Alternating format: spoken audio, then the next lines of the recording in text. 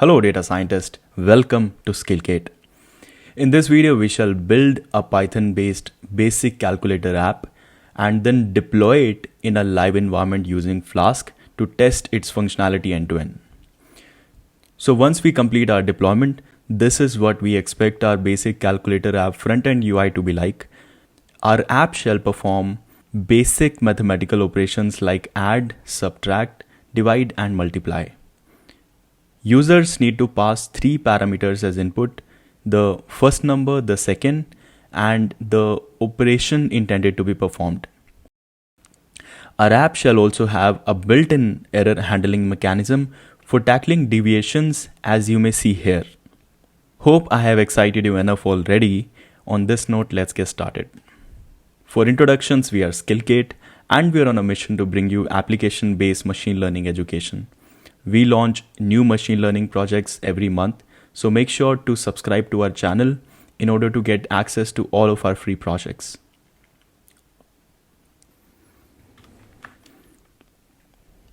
This is our Skillgate do-it-yourself project toolkit. A link to this Google Drive folder I'll share with you in the description part of this video so that you have easy access to all these project related files so you may replicate the project on your side.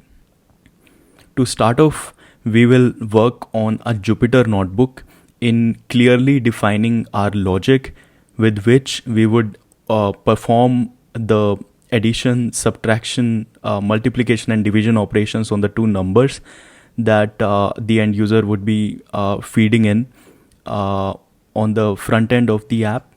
So let me open this Jupyter notebook and see what we have. This is our project Jupyter notebook.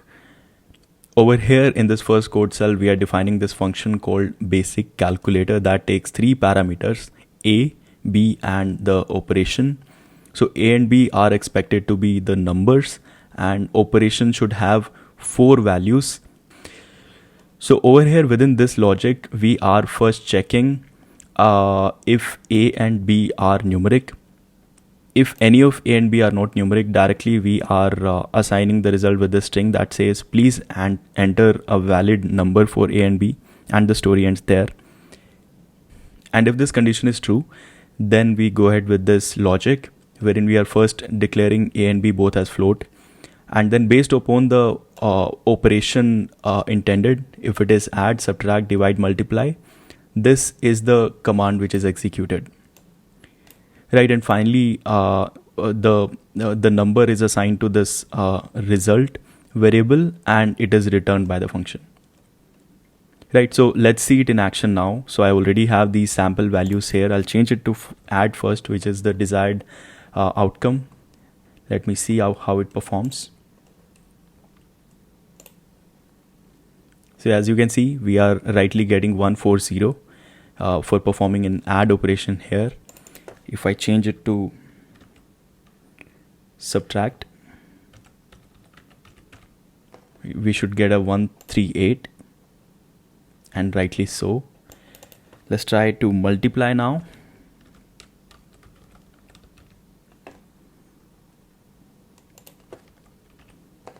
Let me take the simpler numbers. And we get a 200. And for the same values, if I do a divide, we get a 50. So we are good.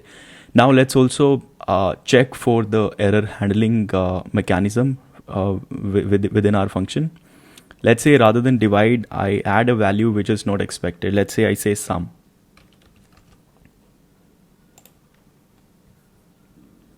So in this case, we get a message saying operations supported are add, subtract, divide, and multiply only. Right. So clearly the sort of function is communicating the capabilities that it currently has. Right. Similarly, if I'll again make it add, and then if I change any of these numbers to a string, let's say I call it 2. And if I try to run it now, it will throw this error: please enter a valid number for A and B. So from a logic standpoint, we are good. Next up, we would use this logic file, basically this function, into building a Flask app. We are doing this entire deployment exercise next up using Flask. So for that, we would save this function as a py file in our project folder, and then we would call this logic, this function, within our Flask app, and then we would see where we go. So let's get started.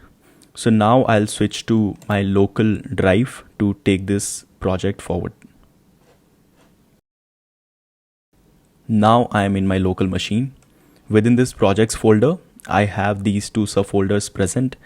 One is basic calculator, where I have all the project related files present, and the other one is this ML reference files. So let me take you through the reference files first.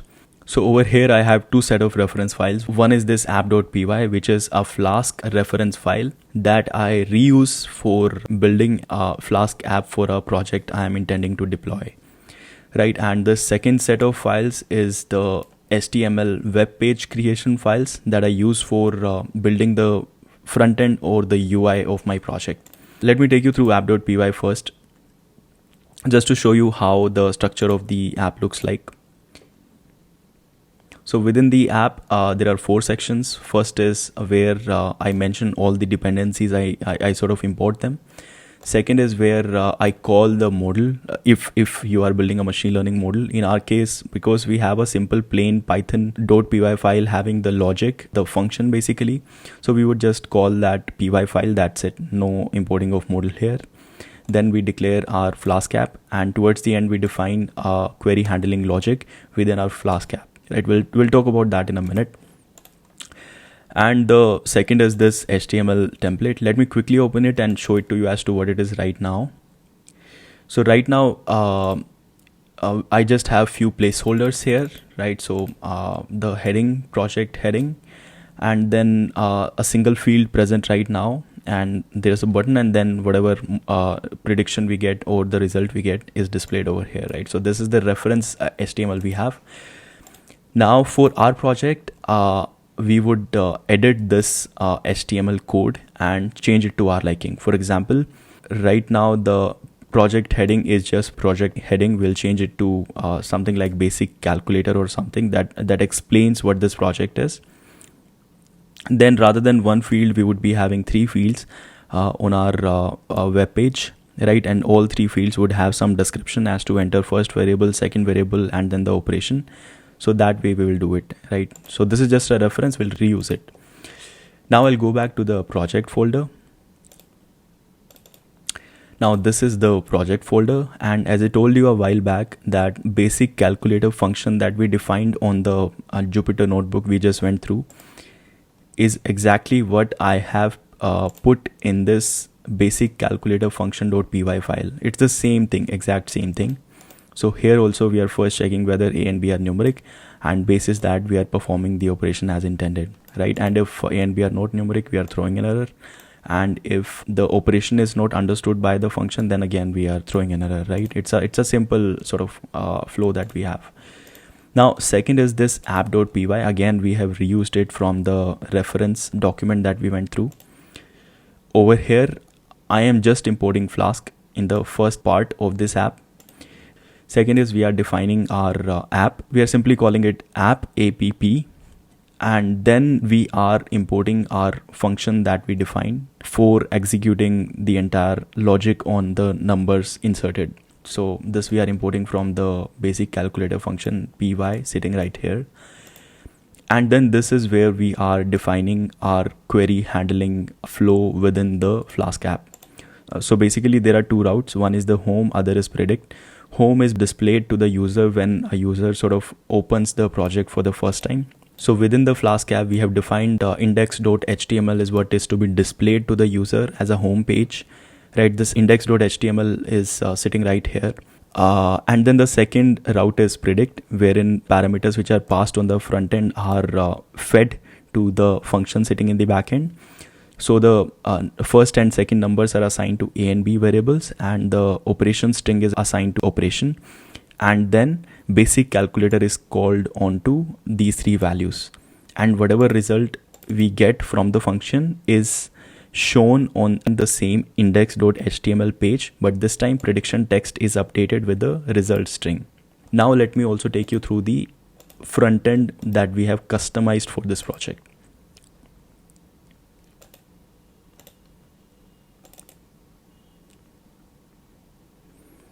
Over here, as you can see, the project heading, I changed it to basic calculator, and rather than having a single row of the input text field, now I'm having three, right? First one describes the input which is to be inserted into it. It says enter the first number. The second field explains enter the second number, and then the third field explains add, subtract, divide, multiply are the string values that are expected in the third field, right?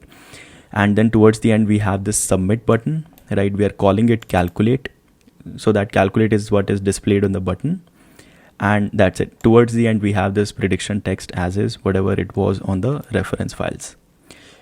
So with this we are good. I can also open it and show it to you what it looks like. So this is what it looks like now. And just for your understanding, we have this static as well.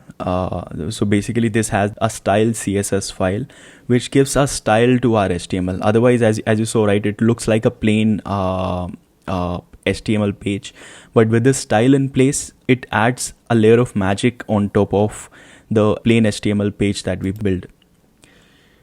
Alright, now with this, we are all set to run our basic calculator app in a live environment. For this, all we have to do is, if you are using a Windows machine, you do a right click and open the terminal. If you are using a Mac, in that case, you will have to separately open the terminal and then navigate to the working directory of your project. Okay, I'll just split the screen. And now there are a set of operations you need to perform.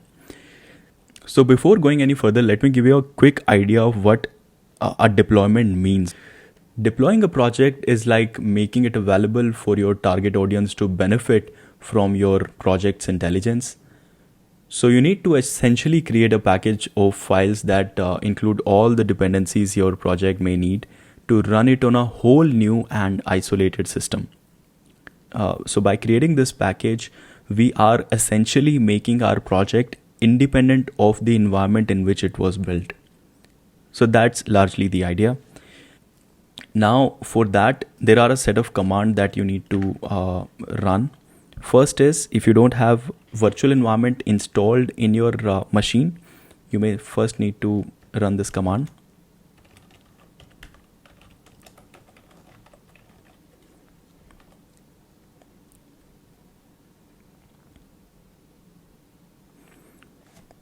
So in my case, it says requirement already satisfied because I have it installed already. If you are not sure whether you have it or not, you can run it anyways. Then I create a virtual environment within my project directory with this command. And I call it env environment. With this, you can see this new folder has gotten created. All right, we are good. Now what I'll do is I'll activate this environment.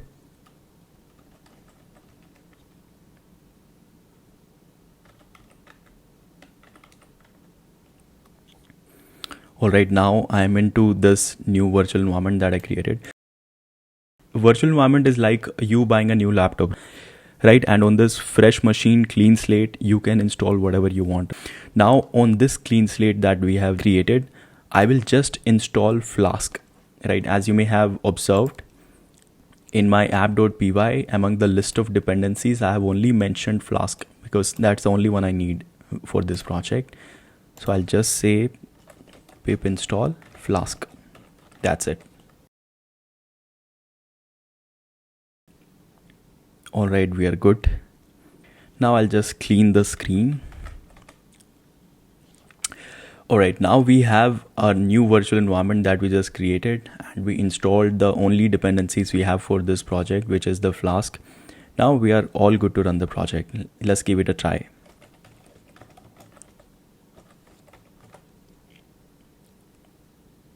As you can see, our project has gone live.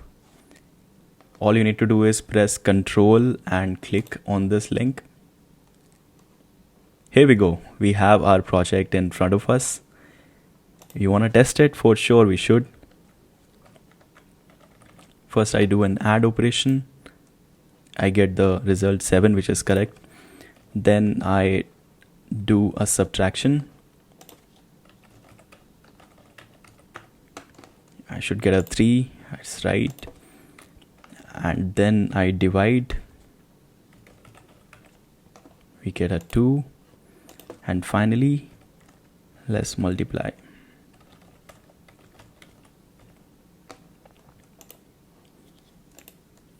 And just to check for the error handling, if I, let's say rather than saying add, I say sum, we get an error saying operations supported add, subtract, divide, multiply only as of now, right? So next up, I can check if my Flask app throws an error if I input a known numeric value. Again, as we see, it says please enter a valid number for A and B. So our project functions as intended. Next up, we need to prepare a package out of our project files. All right, first of all, I'll press Ctrl C to stop running this project.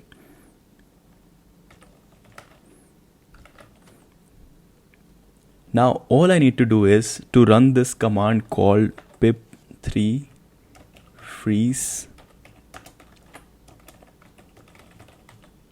txt, and with this, system will build a text file called requirements.txt in my project directory that has a list of all the dependencies being used by my project.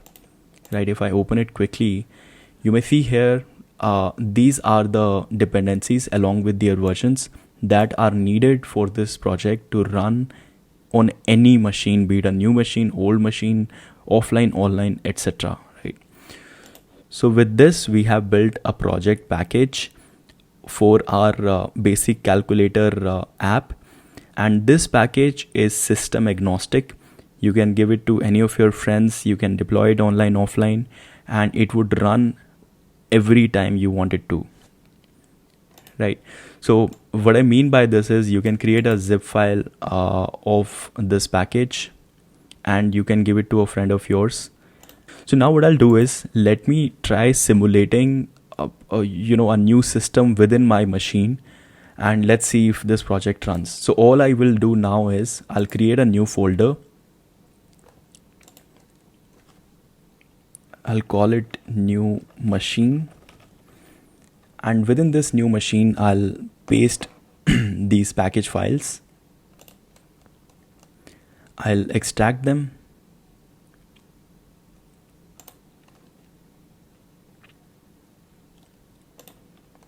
Okay. Now remember, I did not include the env virtual environment folder, right? Because for this folder, this directory, I'll create a new one. I'll create a new clean slate again, right? And in that clean slate, I'll install only the project dependencies that my requirements.txt has documented for me, and I'll see if my project runs. If it runs, it means we have validated that this project, this set of project files is actually a deployment ready package. Now quickly, I'll again open a terminal.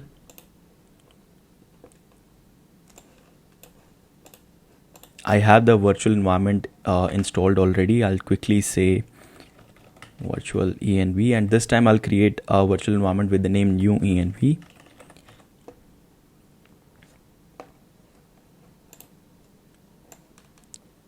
As you can see, the folder has gotten created. Now I'll activate this virtual environment to actually have a clean slate ready for running this project.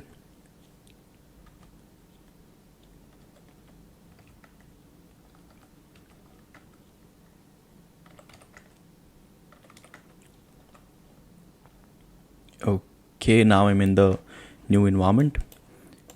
Now all I need to do is run this command called pip install read from requirements.txt and I run it. So once I do it, system automatically reads through the dependencies documented in requirements.txt and start installing all of them one by one. Right, and towards the end, when this processing is complete, I get an environment which is fully ready to run my project. Now all I do is python app.py and see, my project is running. I click on it, and as you may see, we get the same thing. Again, if I do 4 plus 4, I'll get the result. So congratulations to you for making it to this point. Now when you have a ready to run project available with you, you can also play around with this further by hosting it on GitHub, playing around, sharing it with your friends. Now coming to the future scope, you can work on this basic calculator to add more operations to it. So with this, we come to the end of this tutorial wherein we built a Python basic calculator app and then deployed it in a live environment using Flask. To get regular updates on our Python projects, do subscribe to our channel and recommend us to your friends as well, so they may also benefit from our work. Good luck to you. Bye.